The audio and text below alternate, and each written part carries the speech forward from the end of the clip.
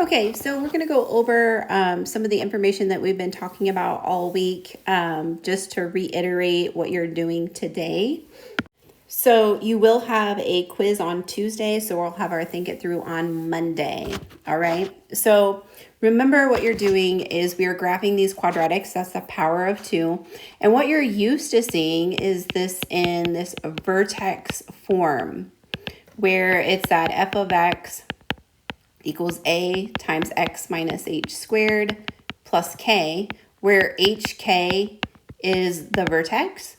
Or we've also seen it f of x equals ax squared plus c, where the vertex is 0, c, right? Because there's nothing inside, so it's not in parentheses here. So your x value is 0, and then the c value comes from however it moves on the y-axis.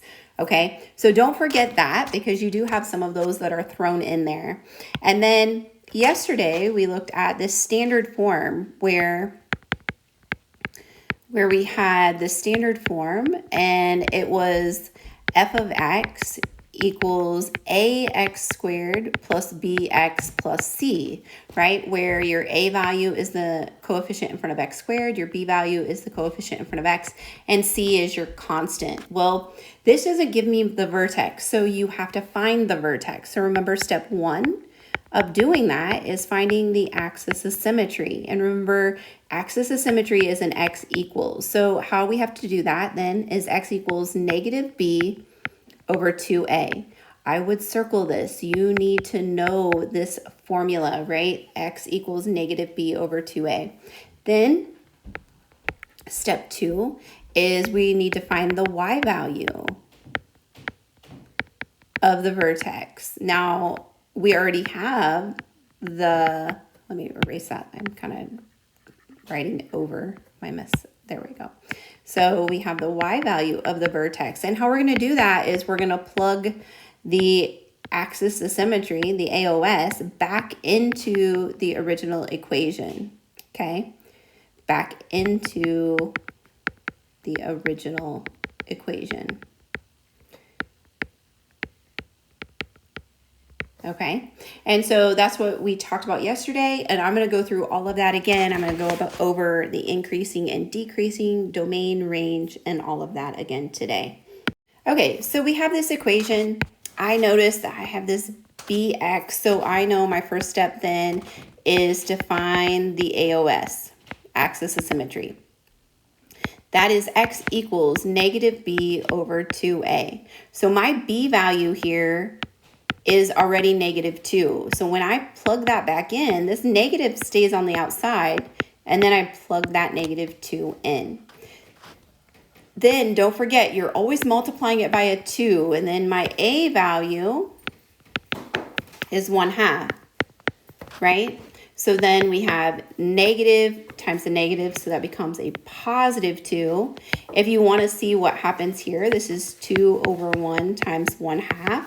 So it becomes 2 over 2, which is then 1, right? So my axis of symmetry is just 2. I'm going to erase this here so I have some space. All right, so now I'm going to graph that so I don't get confused on what that means. So remember, we're going to graph the axis of symmetry. It is a invisible line that crosses the x-axis, right? It's vertical. So we have this invisible line here. And this also gives me the x value of the vertex, which is 2. So now I have to find the y, right?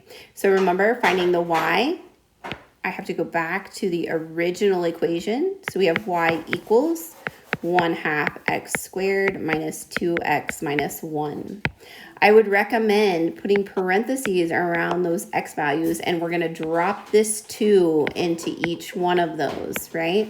So we have y equals 1/2 parenthesis 2 squared minus 2 times 2 minus 1. So we get 1/2 times 4. You have to do your exponents first. Minus 4 minus 1. Now you have to do your multiplication first. So 1/2 times 4 is 2 minus 4 minus 1. And so we get negative 2 minus 1. So we get y equals negative 3. So my vertex is 2, negative 3. 1, 2, 3. Then step 3. So that was step 1. Step 2. I'll label it over here. Step 2, right? Oh, wrong one. Step 2. Then step 3, we have to find our other 2 points. Remember, we're going to use the rate of change for those other 2 points, right? And it's 1/2. So 1/2 means I have to go over 1 and I can go up 1/2, right? So I'm going to erase this guy right here.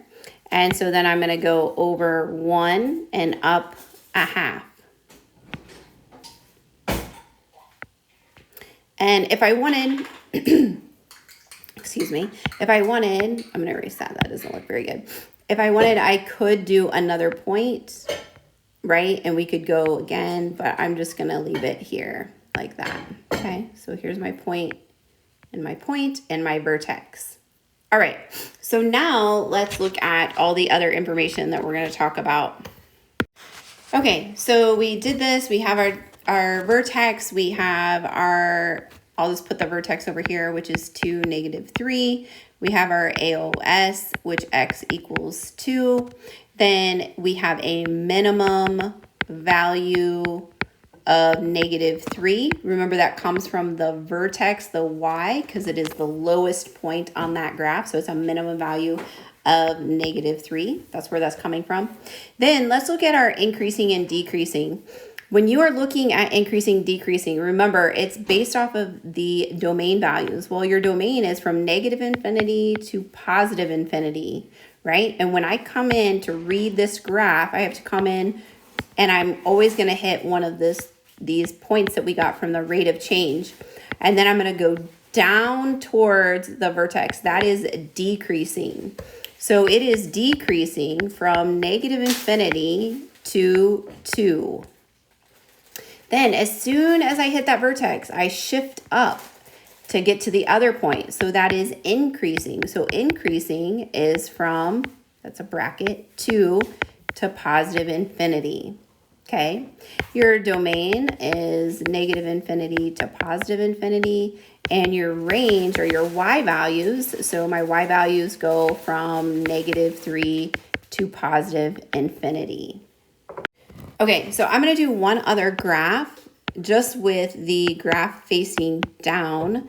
And so I'm just going to put my points here. Let's do negative 1, 2. Let's erase that guy. Negative 1, 2. And my rate of change is just negative 1. And so we have this graph, right? And we have it down. We had our axis of symmetry cutting it down. So my vertex was negative 1, 2. My axis of symmetry is x equals negative 1. And then now let's look. This is a maximum value of 2, right? That's the maximum height, the y value. Then let's look at increasing, decreasing. It is negative infinity to positive infinity is your domain. As I read the graph from left to right, I hit this point right here first, and I have to go up towards the vertex. So that is increasing from negative infinity to your axis of symmetry, which is negative 1. Then as soon as I hit that vertex, I shift down, and that is decreasing to get to the next point. And so it is decreasing from negative 1 to positive infinity. Your domain is negative infinity to positive infinity. Your range is here, if I look, my y values, right? So it's 2, and then they all go down. So it is negative infinity to 2.